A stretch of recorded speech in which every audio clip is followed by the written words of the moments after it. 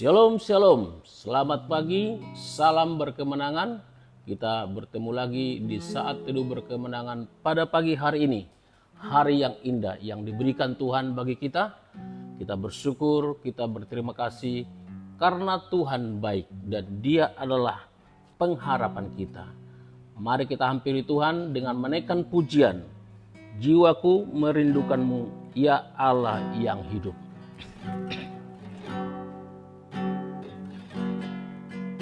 Jiwaku merindukan, ya Allah yang hidup. Jiwaku haus kepadamu, ya Allah yang hidup. Jiwaku merindukan, ya Allah yang hidup. Jiwaku haus kepadamu, ya Allah yang hidup. Mari katakan, ku bersyukur kepadamu, sumber pengharapanku, penolongku dan Allahku. Tiada yang sepertimu. Katakan, ku bersyukur kepadamu, sumber pengharapanku, penolongku dan Allahku. Tiada yang seperti. Katakan dengan sungguh-sungguh bersyukur, ku bersyukur kepadamu, sumber pengharapanku, penolongku dan Allahku. Tiada yang tiada yang sepertimu, tiada yang seperti. Katakan sekali lagi, tiada yang sepertimu, tiada yang sepertimu. Haleluya, haleluya, haleluya, haleluya, haleluya. Kita sembah Dia. Kami memujimu Tuhan, kami menyembahmu. Jiwa kami merindukan Engkau Tuhan. Engkaulah Allah kami, Engkaulah sumber pengharapan kami. Dengan pengharapan yang memberikan kami semangat menjalani hidup bersama dengan Tuhan. Haleluya, haleluya.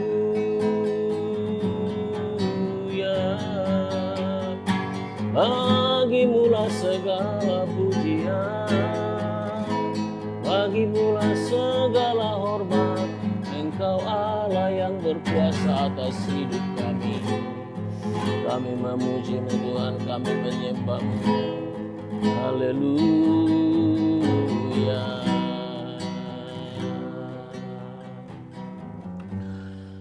Terima kasih Bapa di dalam sorga. Terima kasih untuk kasih karunia Tuhan, anugerah Tuhan yang luar biasa dalam hidup kami. Khususnya sepanjang malam ini kami boleh beristirahat dengan tenang, tidur dengan nyenyak, dan pagi ini kami bangun dengan tubuh yang sehat. Terima kasih Tuhan. Napas hidup yang Engkau beri itu karena Tuhan mengasihi kami. mengasihi saya. Kebaikan-Mu yang luar biasa, yang begitu besar Tuhan, membuat kami bergairah menjalani kehidupan ini. Terima kasih Tuhan, kami menyadari tanpa Tuhan kami tidak bisa melakukan segala sesuatu dengan baik. Karena itu kami datang menjarakan hidup kami, dan kami mau mengawali pagi hari ini Tuhan, bersama dengan Tuhan, dengan membaca, merenungkan firman Tuhan, menaikkan pujian penyembahan kami kepada Tuhan. Tuhan ditinggikan dan Tuhan diagungkan. Terima kasih Tuhan, firman-Mu yang akan kami baca dan renungkan, urapi hamba-Mu dan urapi setiap kami. Biarlah firman-Mu sungguh-sungguh memberkati setiap kami. Dalam nama Tuhan Yesus Kristus kami berdoa dan bersyukur. Haleluya. Amin. Shalom Bapak Ibu Saudaraku yang kasih dalam Tuhan. Kita bertemu lagi di saat teduh berkemenangan pada pagi hari ini. Kita mau awali hari ini bersama dengan Tuhan dengan cara membaca dan merenungkan firman Tuhan. Teks firman Tuhan bagi kita pada pagi hari ini terambil dari Mazmur 130 ayat 5 sampai 8. Demikian firman Tuhan. Aku menanti-nantikan Tuhan, jiwaku menanti-nanti, dan aku mengharapkan firman-Nya. Jiwaku mengharapkan Tuhan lebih daripada pengawal mengharapkan pagi. Lebih daripada pengawal mengharapkan pagi. Berharaplah kepada Tuhan, hai Israel, sebab pada Tuhan ada kasih setia, dan Ia banyak kali mengadakan pembebasan. Dialah yang akan membebaskan Israel dari segala kesalahannya. Saudaraku yang kasih dalam Tuhan, di bulan ini kita berbicara kemuliaan umat Allah yang penuh pengharapan dengan subtopik fakta-fakta kehidupan umat Allah yang penuh pengharapan. Dan pagi ini dari ayat yang kita sudah baca, temanya adalah jiwaku mengharapkan Tuhan. Jiwaku mengharapkan Tuhan. Saya mengharapkan Tuhan. Saudaraku yang kasih dalam Tuhan, mereview kembali secara sederhana dapat dikatakan berharap atau pengharapan adalah suatu keinginan kuat yang didasarkan pada iman. Suatu keinginan kuat yang didasarkan kepada iman. Jadi bisa dikatakan secara psikologis kalau seseorang sudah tidak lagi punya keinginan, kepingin makan, kepingin minum, kepingin bekerja, pingin yang lain, bisa dikatakan orang itu mungkin hidupnya sudah putus asa, kepingin mati. Ya. Nah, jadi saudaraku punya keinginan itu bagus. Apalagi kita masuk pada pengharapan, punya pengharapan kepada Tuhan yang didasarkan pada iman. Saudaraku tadi kita baca dalam Mazmur 130, kenapa sih kita harus punya keinginan pengharapan kepada Tuhan? Nah, saya coba melihat ke atas, ternyata judul dari Mazmur 130 ini adalah seruan dari dalam kesusahan. Bisa enggak saudara bayangkan ketika saudara punya kesusahan? Ya, saya mereview kembali secara singkat, kami baru mengalami kebakaran. Terus kami harus menumpang di rumah gembala kami. Nah setelah itu kami harus cari kontrakan. Nah di kontrakan baru 2 minggu, Bapak Ibu Saudaraku yang kasih dalam Tuhan, motor kami hilang 2. Nah ini mungkin agak unik ya ceritanya, mungkin ada lucunya juga nih ya. Nah kemarin saya pulang dari sekolah karena istri saya sakit. Saya tanya anak saya, anak pertama, tadi mama pagi dikasih makan tidak? Tidak katanya. Nah itu saya langsung bereaksi cepat, kepingin pulang dan beli makanan supaya dia makan gitu ya. Nah, saudara tahu apa yang terjadi? Kami setiap hari Jumat itu kalau guru itu ada waktu senam, setelah itu kami rapat. Nah jadi kalau senam itu pakai baju celana training dan baju kaos. Tapi saya membawa baju setelan saya yang pakaian hari Jumat. Nah waktu pulang saya pikir biar enak geraknya, saya pakai training aja, celana, dan ikat pinggang saya taruh di semacam tas kecil. Nah, biasa saya sangkutin di motor, saya bawa, saya agak cepat. Nah, saudaraku, apa yang terjadi? Saya tanpa sadar, dan saya memang sedikit agak kencang. Saya harus mampir ke warung untuk beli makanan. Kemudian saya lari ke rumah. Terus setelah sampai di depan rumah, saya bawa makanan ke atas, saya kasih istri saya makan, kami makan bersama. Nah, ini sedikit cerita agak unik, agak lucu sedikit kali ya. Nah, besoknya itu hari Sabtu ya, pagi tadi nih, ini pagi jam 6-an tadi ya, saya bangun dan berpikir saya mau pergi dan memakai celana yang kemarin saya pakai.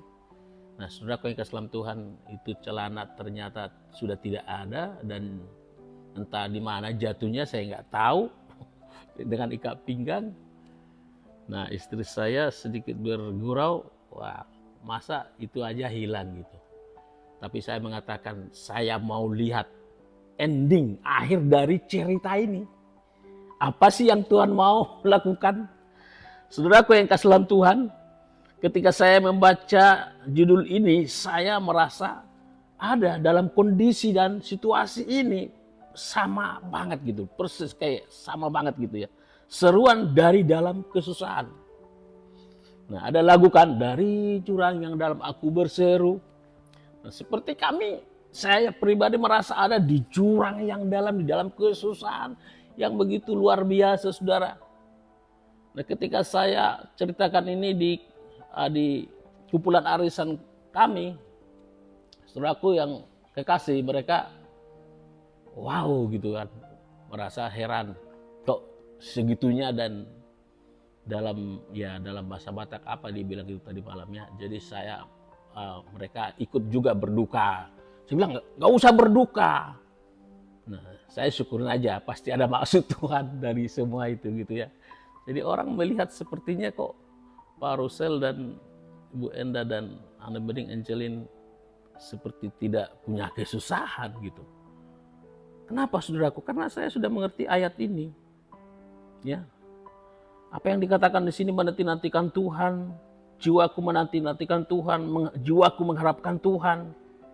Berharaplah kepada Tuhan. Nah, ini yang kami lakukan, ini yang saya secara pribadi lakukan. Dengan cara apa? Menantikan Tuhan, berdoa, mendekatkan diri kepada Tuhan, merenungkan kebenaran firman Tuhan, ada di dalam lingkungan hadirat Tuhan dimanapun saya berada, kita berada, saudaraku yang kasih dalam Tuhan.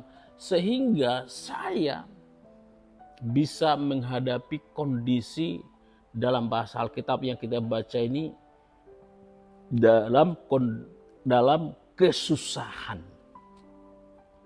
Dalam kesusahan saya berharap kepada Tuhan, saya ingin Tuhan menolong saya dan memberkati saya, dan saya mau melihat nanti di akhir dari cerita saya ini, mulai dari kebakaran, kehilangan, jatuh pakaian, saya mau melihat apa sih yang Tuhan mau kerjakan.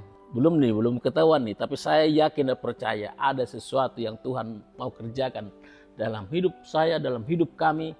Dan saya percaya jika saudara mengalami hal yang sama, kesusahan yang sama, atau mungkin sedikit berbeda bentuknya, tapi ketahuilah, di balik itu saya percaya Tuhan sedang bekerja. Tangan Tuhan sedang merendah untuk membuat sesuatu yang baru.